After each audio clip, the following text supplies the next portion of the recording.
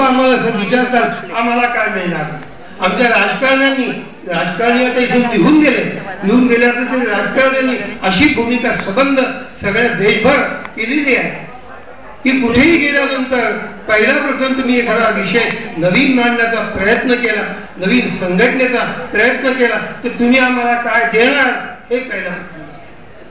मी ग्रामीण भागातला हे समजू शकतो, परंतु शहरामध्ये सुद्धा काही वेळेला आता फेसकॉमचा 1425 4.5 लाख इतकी मेंबरशिप झाली आहे. 5% 90 लाख मगाशी डॉक्टरांनी सांगितलं की 90 लाख इतके या ठिकाणी ज्येष्ठ नागरिक महाराष्ट्रामध्ये आहेत.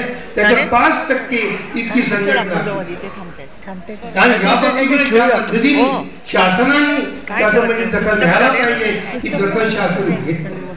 आणि म्हणून या बाबतीमध्ये अनेक दृष्टीने अनेक चळवळीमध्ये आज आपण जातो. सेवा प्रकल्पामधनं आपण महाराष्ट्रात सर्व केवळ ग्रामीण भागामध्ये भागामध्ये एवढंच नव्हे आणि वनवासी क्षेत्रामध्ये सुद्धा आज आपण पदार्पण केलेलं आहे. वनवासी क्षेत्रातले काही प्रतिनिधी या ठिकाणी आलेले आहे आणि या ठिकाणी आलं असताना जे लातूरला आपलं अधिवेशन यावेळेला 21 जानेवारीला 29 अधिवेशन होणार आहे.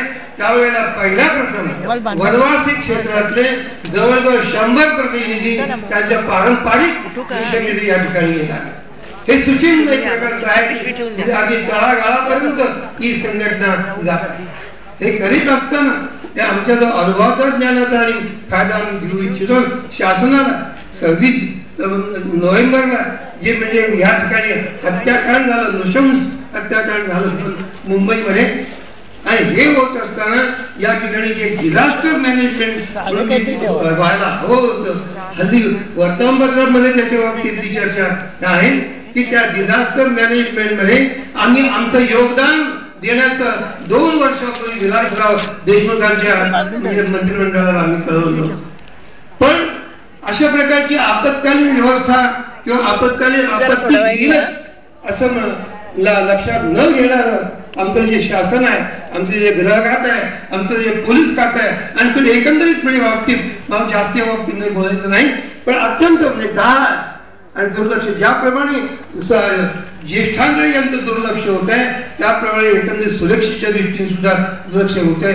त्यावेळेला आम्ही पुन्हा सांगितलेलं आहे की डिझास्टर मॅनेजमेंट आपत्कालीन व्यवस्थापनामध्ये सुद्धा आम्ही आमचा सहभाग द्यायला तयार आहोत. मला एका मंत्र्यांनी विचारलं किंवा तुम्ही आपत्कालीन व्यवस्थेमध्ये तुम्ही काय करणार. तुम्ही 60-70 80